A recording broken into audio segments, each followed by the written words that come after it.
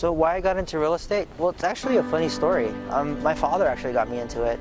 What happened was I just graduated from school in 2013. I have a bachelor's in sociology from CSU Dominguez Hills, and I was just applying to places left and right. I was just getting nowhere, and my father just had enough, and he took me to this realtor he knew here in Downey. I stayed with him for about a year, and then in 2014, about a year later, I passed my realtor exam. I ended up transferring to offices to Berkshire Hathaway here in Southgate. And then I stayed with him for 2 years and then went with my current office here in Bellflower. And my experience with it is I like it. You have to be driven, and that I like making a good impact on someone's life, and that they tell me, you know what, thank you for helping me, thank you for doing this. And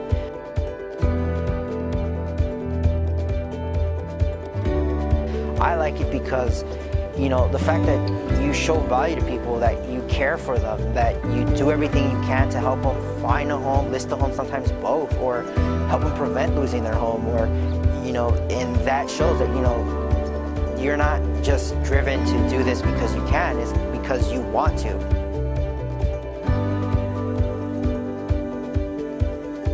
Common one is your credit, your resources, meaning like your bank accounts, if you have a 401k, your flexibility. If you're focused so much on just one area for a home and not willing to open up to another possibility or type of home, like you want a house instead of a condo, that ends up hurting you. But I feel the biggest one besides your credit is your honesty. And same thing goes if looking for listing your home.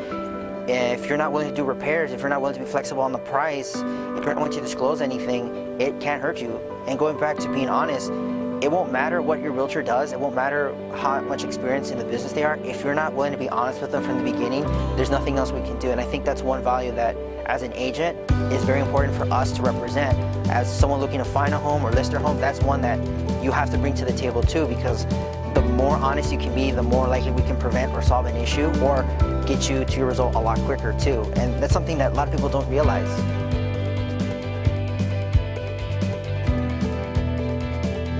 Comic book realtor is actually just something I kind of came up with.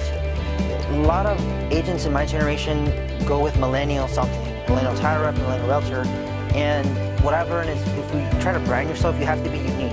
I just don't like comic books because I like comic books. It's part of who I am. I'm a very geeky person in my real life, and I always joke, you know, that comic books are just something I like, and people are surprised by it. But I just chose it just to make myself unique. Nobody has it, and still to this day, when I was creating some social media accounts and branding, nobody has that title.